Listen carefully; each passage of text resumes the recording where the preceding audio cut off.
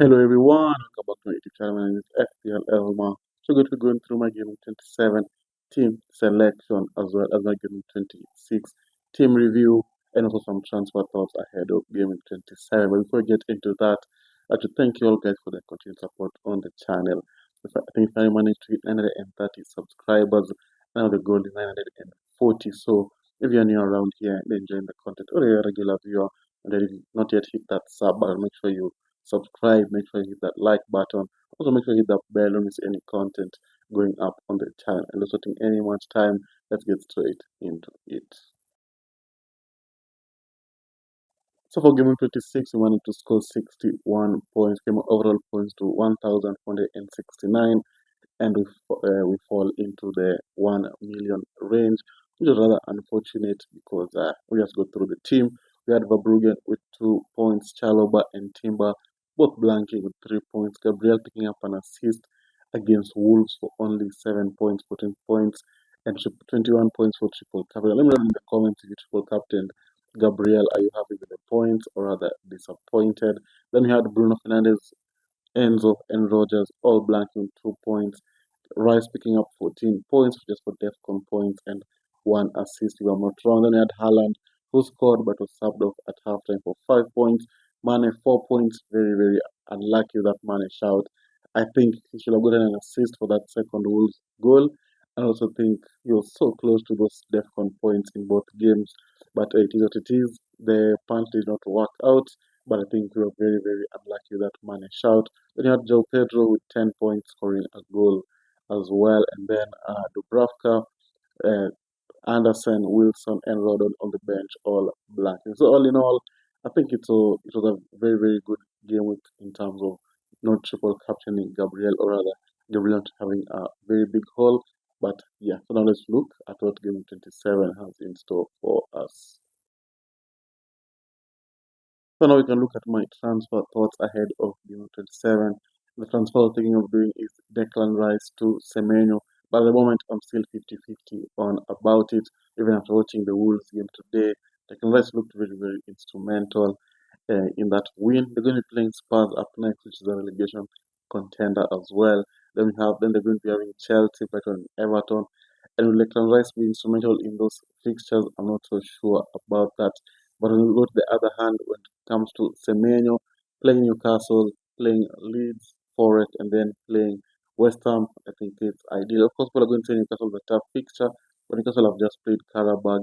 I know they won 6-1, but still a lot of tired legs in there because the likes of Gordon played for a very, very long time.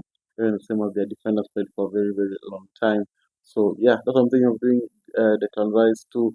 Semenyo, but for now we're still going to hold on to Declan Rice. And maybe before the deadline, I might make the transfer. So make sure you watch me live on TikTok. I go live on TikTok 2 hours before the deadline every time. The link is going to be down in the description, so make sure you check that out. And now let's look at how we're going to be lining up ahead of game week 27. So in goal, you're going to be having Verbruggen against Brentford. I know it's been a long time since Brighton have been able to hold on to a clean sheet. Very, very unlucky again in game 26, by the way, conceding very, very late on to Aston Villa when he was prime, I think, to get around 11 points. So I think I'm sounding like a broken record every time saying Brighton have been very, very unlucky. But again, they were very, very unlucky. But hey, it is what it is, and I hope that against Brentford, we can be able to keep that clean sheet that we deserve. And yeah, then we have Chaloba playing against Burnley at home. I know it hasn't been a smooth sailing in terms of clean sheets for Chelsea, but against Burnley, I'm expecting a clean sheet in there. Maybe attacking return, and I think the Chelsea are going to be able to do that. It's a very easy fixture, and Burnley are just one FDR as well, so which is very very surprising. I haven't seen a one FDR in a very very long time, so hoping for some Chalobah points there. Then we have Timber and Gabriel playing against Spurs. I'm really expecting a clean sheet in this fixture. Maybe some attacking returns from Gabriel or Timber, but they look like they have dried up. It's been a while since any of them got an attacking return. Of course, Gabriel did get one against Wolves, but still it looks like they have dried up when set pieces goals from any of Timber Gabriel have dried up. But yeah, we just have to wait and see. Maybe against Spurs, I can able to keep a clean sheet. Maybe a nil-nil there would be very much appreciated just for the double clean sheet. So that's the defense. looks pretty solid. Now let's look at the midfield.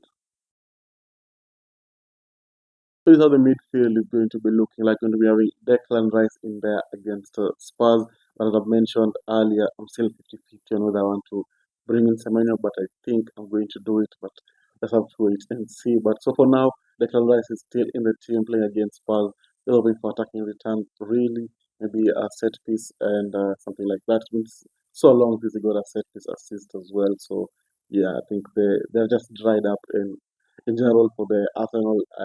The people at Arsenal own, and it is what it is. Then we have Rogers playing against Leeds.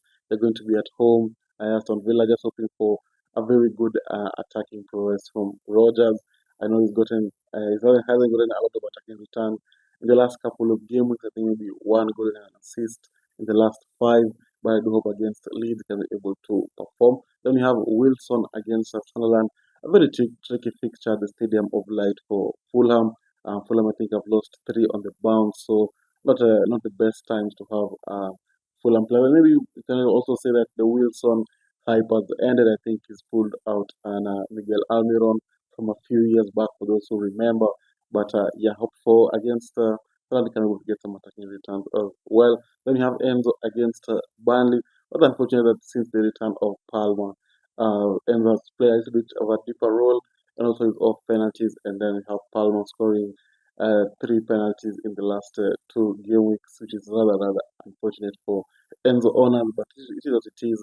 Hoping against Burnley can be able to repay us before we start shipping out the Arsenal, the Chelsea players, if they're going to be turning up to be very tough. Then finishing off the midfield is going to be Bruno Fernandes playing against Everton. A tough fixture, of course, when you play against Everton, but with this United team and Bruno, the form he's at, and still aiming for that assist record. I know he's going to be in his A game and hopefully going to be able to produce some very good points against Everton. So that's the midfield, full of goals, full of assists. Now let's look at the forward line. So this is how the forward line is going to be looking like. We're going to be having Haaland in there against Newcastle. As I mentioned, Newcastle, a lot of tired legs in there. They, of course, played against Karabag in the Champions League. Ended 6-1, but still, you still have going to have some tired legs. And I hope that Haaland and Koch are able to gain some momentum, especially after Arsenal have taken they've dropped 2 points against Wolves. I do hope that Haaland and Koch can be able to perform. Especially hope that Haaland can be able to score a few goals against Newcastle. He's back in training. There's a slight concern about some injury concerns, but yeah, just pictured in training. So I'm sure he's going to play and hope he's going to be able to get some few attacking returns. Then finishing off the team is going to be Joe Pedro, and of course he's going to be my captain playing against Burnley, and hope he's going to be able to get some attacking returns. If I had Palmer, I think I'd have captain Palmer, but I think I don't think they have the facilities to bring in Palmer at this moment in time. So Joe Pedro is going to have to do. And then on the bench, Dubravka, Anderson, Rodon, and Mane. Still very bitter about this Mane assist points, but it is what it is. That's my Game 27 team selection. Down in the comments, what do you think? And also let me know who you're going to be captaining ahead of Game 27. If you've managed to reach this far, don't forget to leave a like and subscribe. And I'll see you guys later. Bye